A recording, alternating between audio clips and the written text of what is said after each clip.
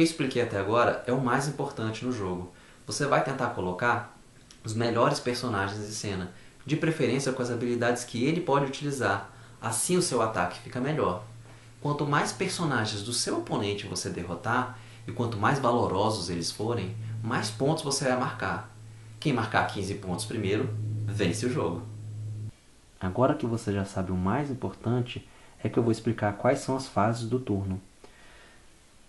Vem uma descrição na lateral do tabuleiro explicando quais são as fases, a ordem e o que você pode fazer em cada uma delas. Cada jogador vai executar todas as fases do seu turno e só então o outro jogador pode executar as fases do turno dele.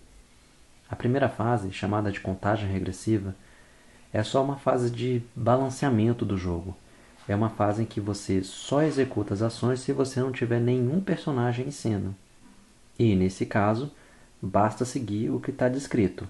Por exemplo, caso você não tenha nenhum personagem em cena, coloque um card do topo de seu deck em seus recursos. O topo de seu deck é a sua pilha de compra. Os seus recursos é a pilha de descarte. A segunda fase, a fase de compra, também é muito simples. Basta você comprar um card do seu deck. Na terceira fase, chamada de fase de preparação, você já pode fazer mais coisas. Importante salientar que, embora esteja numerada a fase de preparação, você não precisa e nem deve seguir a preparação na ordem que está colocado. Os números só estão lá para dizer quais são as etapas que você só pode executar uma única vez no turno, que são as etapas 1, 2 e 6.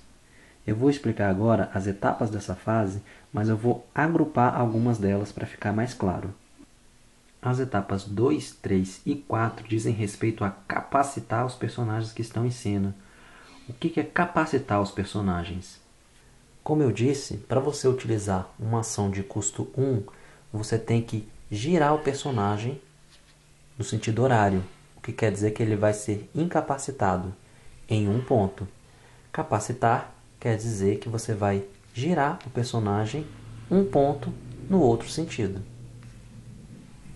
Se você observar bem, o personagem fanático já está com 2 para cima. Isso quer dizer que ele tem 2 pontos de capacitação.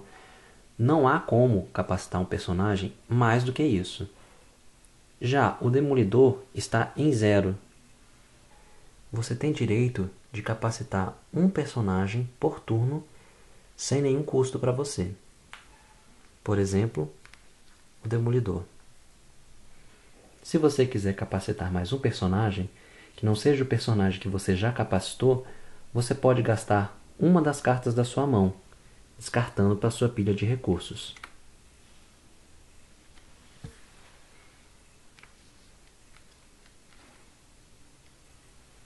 A única maneira de eu capacitar um personagem mais de uma vez no mesmo turno é tendo esse personagem na minha mão e descartando ele. Essa ação eu posso executar quantas vezes eu quiser no turno. Assim como a ação de usar uma carta para capacitar qualquer personagem. Só que, para capacitar qualquer personagem, eu só posso capacitar um. Já para capacitar um personagem mais de uma vez, só descartando uma carta igual à carta desse personagem. Uma observação importante que eu ainda não comentei é que não pode haver personagens iguais em cena. Ou seja, se você já colocou o Demolidor em cena, você não vai poder ter 2 Demolidores em cena, mas você vai poder usar a segunda carta para capacitar o Demolidor que você já tem. As etapas que eu descrevi agora são as etapas 2, 3 e 4 da fase de preparação. A etapa 1 te permite descartar um card de sua mão. Porém, como as etapas não são obrigatórias e não precisam ser executadas na ordem, você pode utilizar o seu descarte para capacitar um personagem. E se você não quiser capacitar um personagem, ou quiser colocar mais uma carta da sua mão na sua pilha de recursos, você pode descartar mais um card. A etapa 5 diz respeito a colocar em cena um ou mais cards de personagens ou de suporte. Essa etapa eu já descrevi anteriormente. Faltou explicar o que é uma carta suporte. A carta suporte é bem parecida com a carta personagem, só que em vez de pontos de vidas no canto da carta, ela tem pontos de energia. Os pontos de energia vai determinar quantas cartas precisam ser colocadas junto com ela para ela poder ir em cena. Nesse caso, 3. As cartas de suporte não podem utilizar habilidades. Na realidade, elas podem ser utilizadas por cartas personagens. Além disso, quando derrotadas, as cartas suporte vão para a pilha de recursos de seu dono. Não contam como prêmios. Faltou explicar também que determinadas cartas têm uma descrição, além da habilidade da própria carta. Basta seguir o que está escrito, sem custo de capacitação. Essas descrições podem vir em cartas suporte ou até mesmo em cartas de personagens. Todos os cards, seja de personagem ou de suporte, entram em cena na posição vertical. Entretanto, eles não podem executar ações no mesmo turno em que entram em cena, só a partir do turno seguinte. A última etapa da fase de preparação que falta explicar é a etapa 6, que é colocar um card de cenário em cena. Para se colocar um card de cenário em cena, basta que ele esteja na sua mão e você o coloque.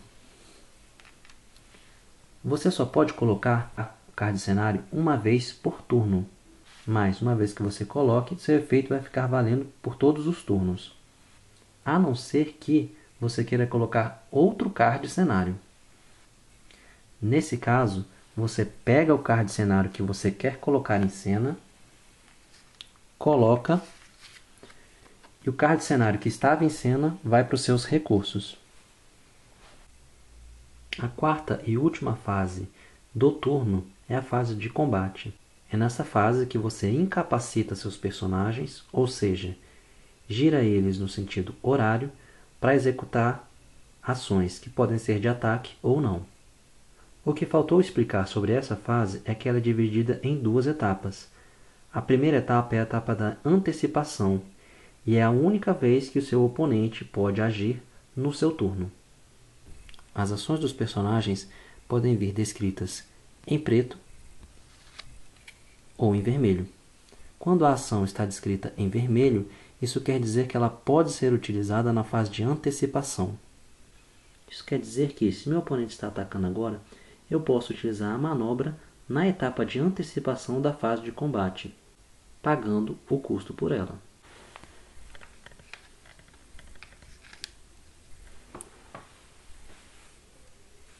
Assim que o oponente termina de executar a sua fase de antecipação, aí sim eu posso atacar, sendo que cada personagem só pode usar uma ação por turno. Terminado o seu turno, é a vez do turno do seu oponente. Agora que você já conhece as regras do jogo, é que eu vou falar sobre a preparação antes de jogar. Se você tiver só o deck dos heróis ou só o deck dos vilões, é só pegar um deles e começar a jogar contra um amigo. Se você tiver os dois e quiser misturar, aí você vai ter que obedecer a algumas regras. A primeira delas é que o deck tem que ter exatamente 60 cartas. E você não pode ter mais do que 3 cards repetidos. Cada deck deve ter no mínimo 15 cards de personagens. E os valores das energias desses personagens somados devem ser iguais ou superior a 30. As mesas vão ser colocadas uma em frente à outra e você vai colocar o seu deck com 60 cartas no espaço escrito deck. Então, cada jogador vai sacar 10 cartas do seu próprio baralho e escolher quais vão para sua pilha de recursos e quais vão ficar na sua mão. Se nessas 10 cartas não sair nenhum personagem, o jogador pode, uma única vez, trocar as 10 cartas. Uma vez que ambos os jogadores tiverem escolhido quais cartas foram para o recurso e quais ficam na mão, começa o turno do primeiro jogador. Bom, agora eu vou só revisar alguns pontos, né, para esclarecer melhor ou para fixar melhor, né? Para isso eu vou usar minha colinha aqui. Para um jogador entrar em cena, é preciso carregar ele com a mesma quantidade de cards que ele tem marcado como pontos de vida, né? E carregar é a terminologia que o jogo usa, né? Carregar um card quer dizer colocar as cartas debaixo dele, né? E descarregar quer dizer tirar. Falando em terminologia, a terminologia do jogo para pontos de vida é energia, né? Tanto no caso de personagens quanto carta suporte, eles chamam de energia. Um personagem não pode executar uma ação no mesmo turno que ele entra em cena, mas ele pode executar uma ação de antecipação no turno seguinte, porque o turno seguinte é o turno do oponente, né? Não é o seu. Só pode haver um personagem com aquele nome, né? Com o nome dele, em cena. As cópias, elas não podem ir mais para a cena do jogador, elas só podem ir para a pilha de descarte, né? Que é chamada no jogo de pilha de recursos. Uma vez que um personagem, suporte ou cenário vai para a pilha de descarte, ele perde a propriedade que ele tinha anteriormente. Ele vira um card que se torna apenas um marcador de energia, né, de pontos de vida dos personagens ou do suporte. O card que mantém as suas características é o card de habilidade, né? Só pode ser feita uma ação por turno para cada personagem, né? Então não pode ser feita duas ações, nem as duas ao mesmo tempo, é só uma. Existe um texto fixo nos cards de personagem e suporte. Leve sempre em consideração esse texto, porque você não precisa ativar ele, ou seja, você não precisa incapacitar um personagem para que aquele texto tenha efeito, né? Ele simplesmente tem efeito. Não se esqueça de subtrair a defesa do personagem oponente na hora de calcular o dano. Sendo que quando dois personagens atacam o mesmo oponente no mesmo turno, a defesa só tira dano do primeiro ataque. Ou seja, se você ataca, o primeiro a atacar, ele elimina, você subtrai a defesa, mas ele elimina aquele valor. O segundo a atacar já não vai ter que subtrair o valor da defesa. E uma outra observação é que o dano penetrante você desconsidera a defesa, mas você não retira. Então se o primeiro personagem que atacar, ele atacar com dano penetrante, ele simplesmente vai causar aquele dano, independente do valor da defesa. Mas ele não vai retirar o valor da defesa. Se um segundo personagem atacar e ele atacar com uma manobra de ataque normal, não for um dano penetrante, ele vai ter que subtrair o valor da defesa. Vamos ver aqui.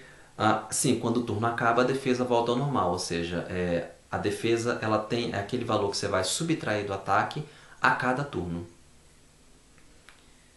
Cards de suporte não são capacitados nem incapacitados, eles não viram, né? Até porque eles não realizam nenhuma ação sozinhos. Eles só podem ser utilizados por personagens para utilizar as habilidades que o card de suporte oferece. Card de suporte. Assim, as ações escritas em vermelho são as que podem ser usadas na fase de antecipação, incapacitando, ou seja, girando o oponente de acordo com o custo delas. Essas ações, as ações de antecipação, elas também podem ser utilizadas como ataque. Ou seja, se o texto está em vermelho, você pode utilizar ela na fase de antecipação ou você pode utilizar ela no seu próprio turno. O jogo também vem com marcadores, mas o uso desses marcadores ele é opcional, né? Mas você pode utilizar para, deixa eu ver aqui, para marcar um personagem que executou uma ação, ou para marcar contra quem que ele executou uma ação, ou para marcar bônus oferecido pelo cenário, pelo suporte, alguma coisa assim. As cartas suporte, ao serem derrotadas, elas não marcam ponto. Ou seja, você derrotou uma carta suporte, você não marca o ponto dela, né? Na realidade, ela vai para a pilha de descarte do jogador que é o dono dessa carta. Um lembrete para isso é que as cartas suporte elas não vêm com coração, né? E o jogo também acaba quando as cartas de um jogador acabam, né? O jogador que não puder comprar cards na sua fase de compra perde o jogo.